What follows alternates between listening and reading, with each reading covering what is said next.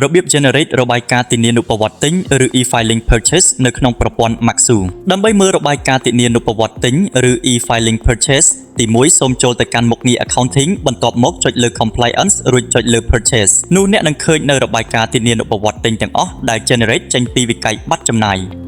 ជាទូទៅនៅពេលអ្នកកត់ត្រាចំណាយនៅលើមុខងារ vendor bill នោះប្រព័ន្ធនឹង generate របាយការណ៍នៅទីនេះឲ្យអ្នកដោយស្វ័យប្រវត្តិជាឧទាហរណ៍ខ្ញុំសូមចូលទៅកាន់វិក័យប័ណ្ណដែលមានស្រាប់ដែលមាន status ជាត្រាប់នៅឡើយបន្ទាប់មកនៅត្រង់ e-filing tab សូមបញ្ចូលបរិយាយរួចនៅត្រង់ invoice line អ្នកត្រូវចាប់ប្រភេទពន្ធនិងអត្រាពន្ធទៅតាមចំណាយជាក់ស្ដែងបន្ទាប់មកចុចផុស